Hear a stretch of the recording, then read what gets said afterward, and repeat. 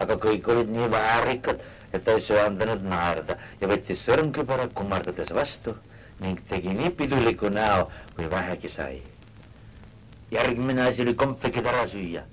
See tekitas omajagu kära ja segadust, sest suured linnud kurtsid, et nad ei tunne kompvekidel mingit maitset. Väiksematel aga jäid kompvekid kurku kinni ja neile tuli selga patsutada. Viimaks saadi selle asjaga siiski toime.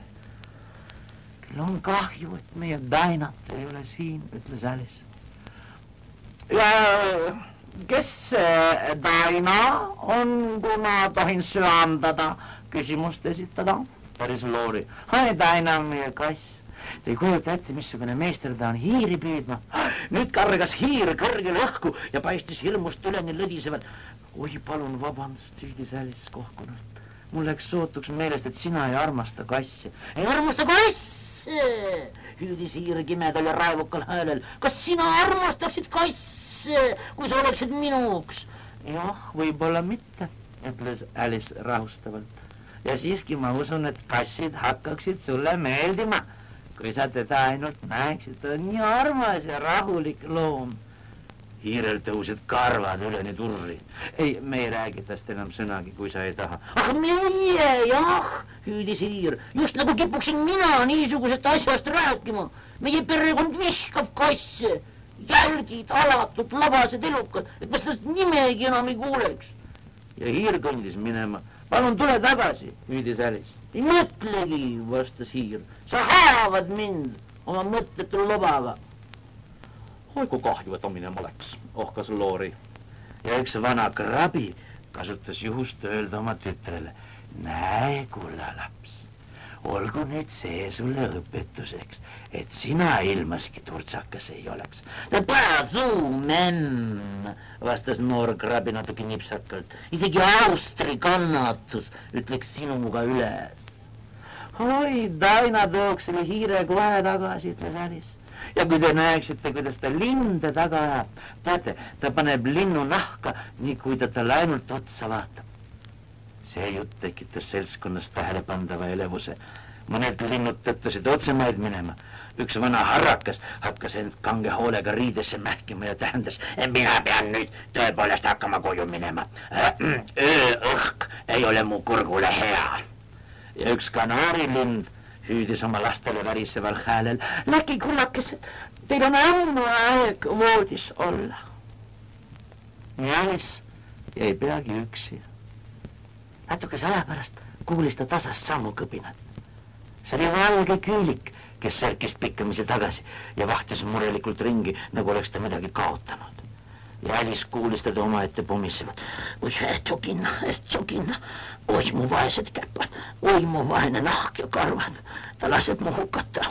Nii kindlasti, kui kärp on kärp, kuhu ma ometi võisin nad pinnata. Alice taipas silmapilkelt küülik, otsib lehvikut ja valgeid talle nahkseid kindaid ja hakkas abivõlmilt nende järele ringi vaatama, kuid neid polnud näha. Varsti märkas küülik Alice'it ja hüüdis talle vihasid. Marianne, mis sina siis väljas teed? Joksi ära meid koju ja too mulle päev kindad ja lehvik, ruttu. Ning Alice oli nii ehmunud, et pani otse kohe sinna poole jooksu, kuhu küülik osutas, püüdmatagi seletada viga, mille küülik oli teinud. Ta pidas mind oma toatüdrukuks, ütles Alice endale jooksu peal. Seda öelnud, jõudis ta näguse majakese juurde, mille uksel oli läikiv messing silt, kuhu oli graveeritud nimi Küülik. Toast leidis ta 2 või 3 paari tillukesi valgeid talle nahkseid kindaid ja oli juba väljumas, kui ta pilk langes väikesele pudelile, mis seisis peegli juures. Alice pani pudeli huultele. Ma tean, et midagi huvitavat nüüd tingimata juhtub, ütles ta endamisi. Loodan, et see paneb mind jälle kasvama, sest ma olen tõesti juba päris tüdinud olemust niisugune tilluke. Nõnda see tõesti mõjuski. Ta muudkui kasvas ja kasvas ja pidi peagi põrandale pikali heitma. Üks käsi aknast väljas ja üks jalg kamina korstnas. Natukese aja pärast kuulis ta väljast otse akna alt küüliku häält, kes teda otsima oli tulnud. Alice sirutas sõrmed lauale ja haaras õhku. Ta ei saanud midagi kätte, aga kuulis väikest kiljatust ja kokkumist ning puruneva klaasi klirinat, millest järeldas, et küülik kukkus nähtavasti kurgi lavasse. Seejärel kostis vihane hääl, see oli Küüliku oma. Pätt, kus sa oled? Tule aita mind siit välja. Veel puruneva klaasi klirinat. Nüüd ütle mulle, Pätt, mis asi siis selle aknas on? No muidugi mõista käsi, teie ausus. Käsi, loll pea. Kes on enne nii suurt kätt näinud? Terve aken on seda täis. Muidugi mõista on teie ausus, aga see on siiski käsi. Igatahes pole tal seal midagi teha. Mine võta ta ära. Alice sirutas sõrmed uuesti välja ja haaras õhku. Seekord kostis 2 väikest kiljatust ja veel rohkem puruneva klaasi klirinat. Küll seal peab aga palju purgilavasid olema, mõtles Alice. Nüüd kostis väikeste kärurataste kriuksumist ja paljude häälte läbisegi kõnet. Kus on teine redel? Bill, tule sa siia, poiss. Kes läheb korstnast sisse? Ei, mina küll ei lähe. Bill, sina lähed korstnast sisse. No mina küll ei tahaks Billi nahas olla, mõtles Alice. See kamin on muidugi kitsas, aga ma loodan, et väikese koksu saan siiski anda.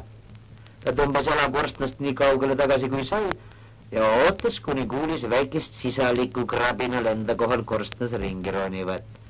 Siis ütles ta endale, see on Bill ja andis jalaga järsu koksaka ning ootas, mis edasi juhtub. Esimene asi, mis ta kuulis, oli üldine kisa. Sealt lendab Bill!